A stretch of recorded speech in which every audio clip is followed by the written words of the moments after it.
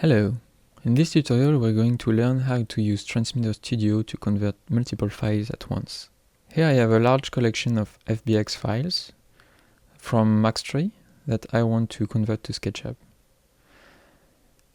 I could go and convert each one of them manually using Transmutr, but that will be tedious and very long. So what I will do is use the material automations and the command line interface in Transmutr Studio to convert them all at once. So for that you need a studio license. In case you don't have one, just go to transmutr.com and here under Transmutr Studio click on Get in Touch and you will be asked to provide a few information. So what I need to do is to create a preset that will contain the settings for Transmutr that will be applied to all of the files at once. So I will open a couple of these files and see what settings need to be changed, and I will save these settings in a preset file.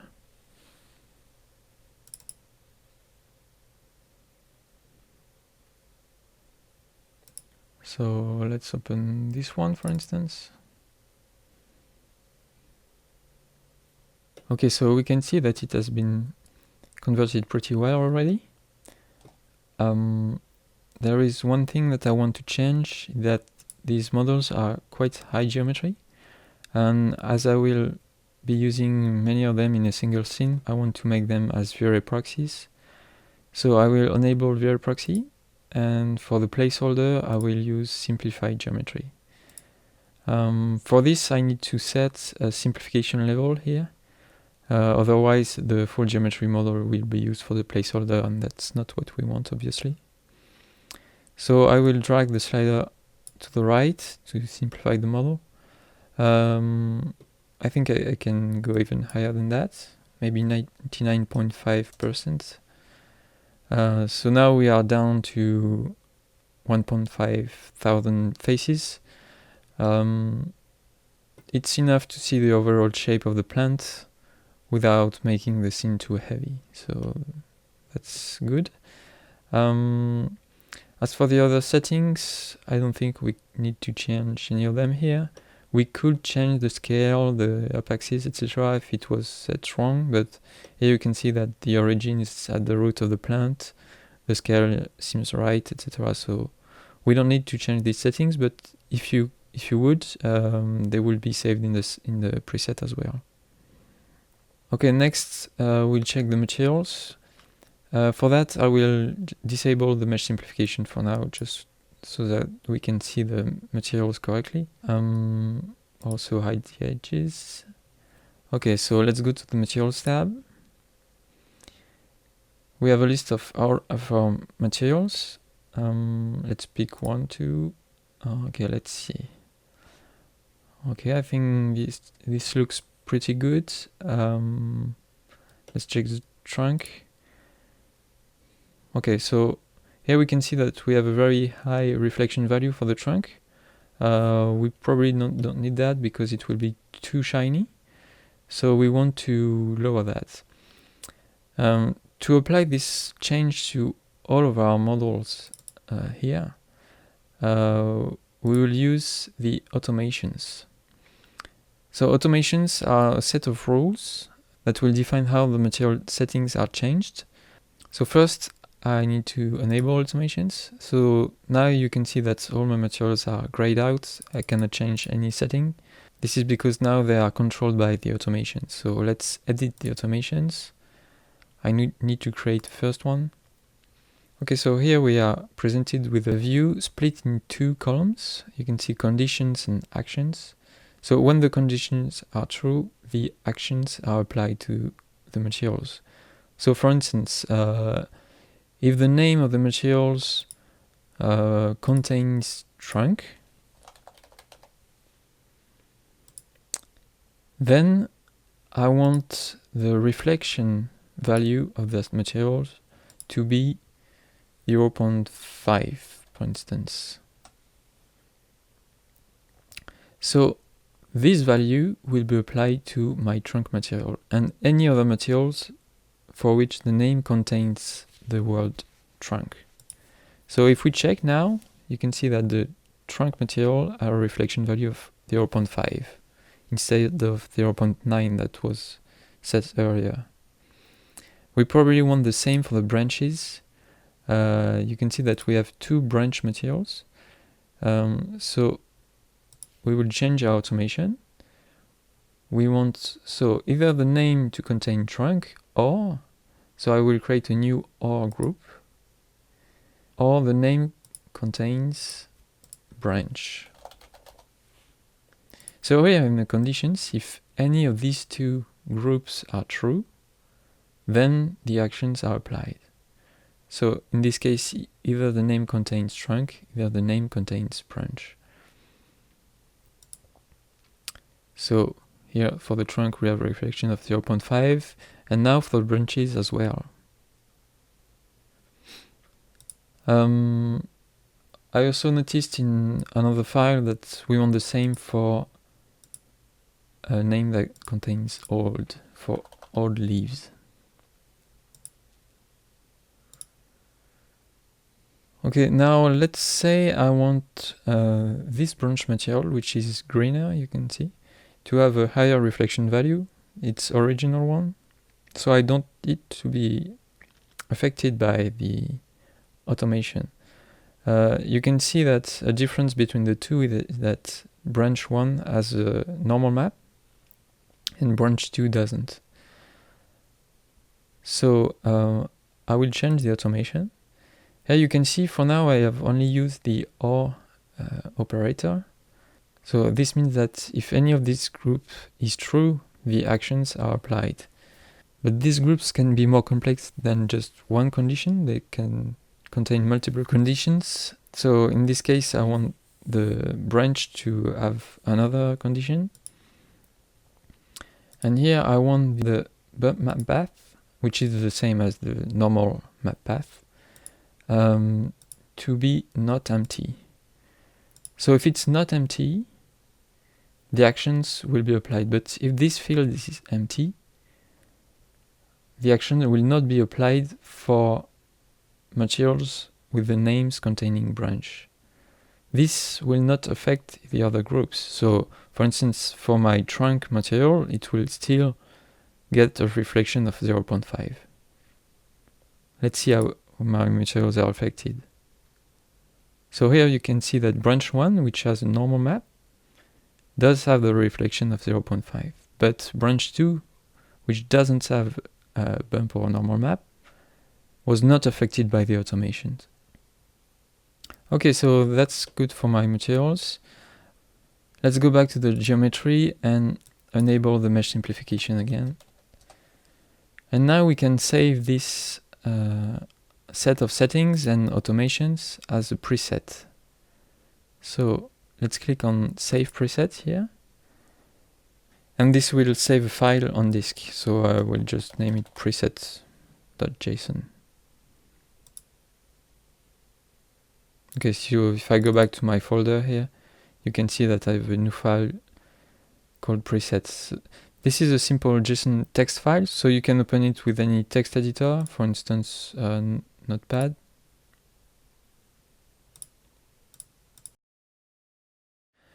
And here you can see all the parameters. You can change them in here if you want to, or you can load the preset back to Transmutr and save it again to change the settings if you want. Let's open another file. This collection of models contain either plants, but also planters, so I want to check them as well. Okay. So I will load my preset that I just created, so that all my settings are applied. Here you can see the viewer proxy, mesh simplification, etc. And I also have my automation. So in this case, these automations don't really apply because it's not a plant. They don't have names containing trunk or branch, but that's okay. There is just one modification I want, is that the soil here is supposed to have a reflection map. So if I go to my maps folder and scroll to the planters maps, you can see that the soil is supposed to have a specular map. So I can also do that with the automations. So here we will create a new automation that is separate from the first one that we've created, because we don't want the reflection value for our soil to be 0.5. We want a completely different action. So I click on plus automation and this creates a new one. And for this one, I want the name to contain soil. And here for the reflection map path, I will use the variables. So you can see here in the tooltip that I have available variables, which are source folder, model name, and material name. These are predefined words that you can input here between curly braces, and they will be replaced by the actual value. So for instance, in this case, model name is what we can see here, mt underscore pm, etc. Source folder is this folder, the folder in which I have my FBX files. And material name is the name of every material, so it is different for every material. So in this case, I want my reflection map path to be, so source folder / maps, because the map files are located in a subfolder called maps. And the name of the map file itself is underscore specular.jpg.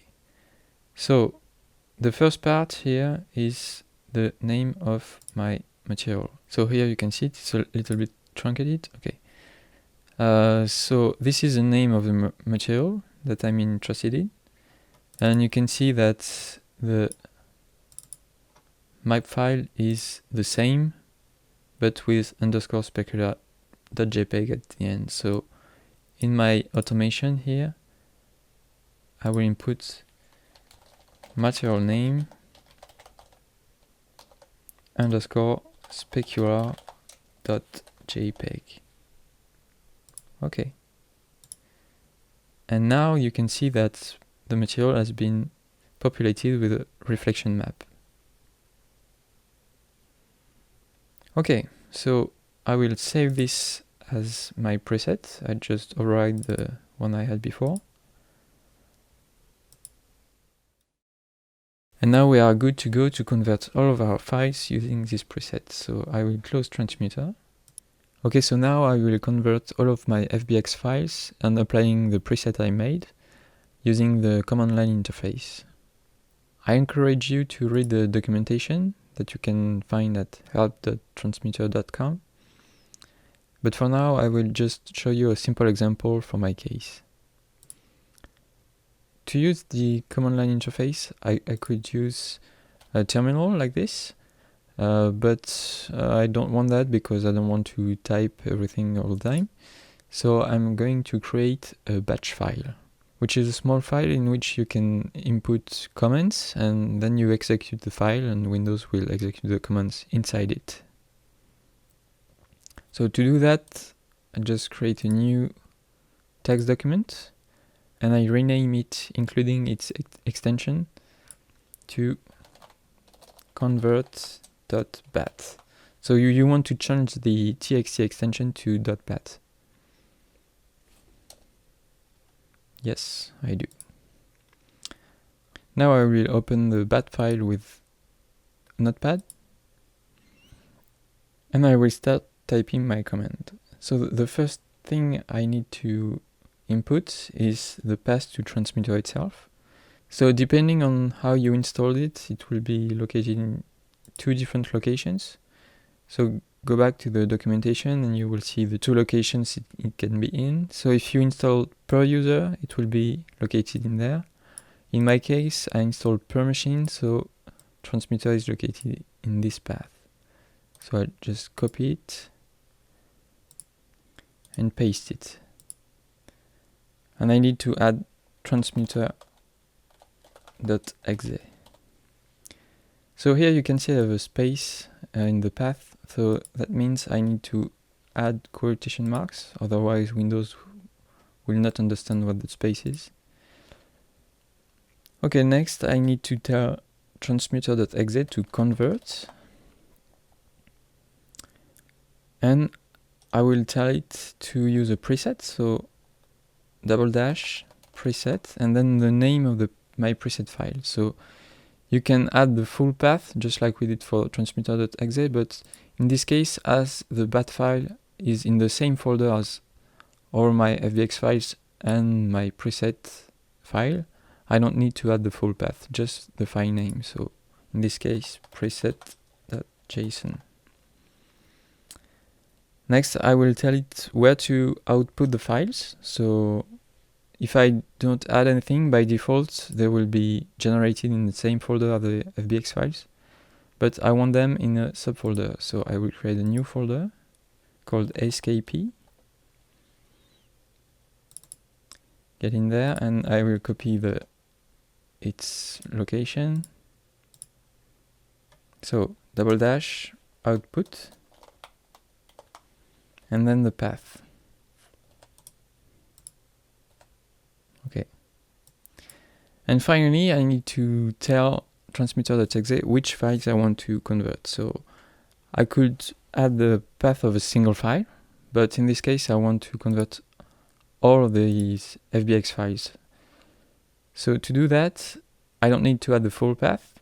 Again, I can just input the file name, but as I want all of them, I will use a globbing pattern. You can learn more about this on the documentation. Click on Convert Multiple Models here, and here you have all the information needed to target the specific files you want.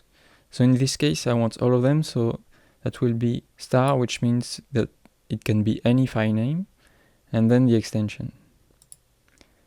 So in my case, I will add *.fbx. So every FBX file in the same folder as the batch file will be converted. And finally, a line break, and I will add pause. It just tells Windows to pause when the first line is done, so that it doesn't close the command window, so that I can see the output. It's not mandatory, but I like to do it this way. Okay, so save. I can close this file, and now I can execute it. So when I do, transmutr will be called, and it will convert all of the FBX files and output them in the skp folder. Okay, so the conversion has started. It will take a few minutes, but we can already go to the subfolder and see that we've started to have a few skp files as well as VR meshes, because we wanted VRA proxies. And you can also see that the maps have been copied to the output folder.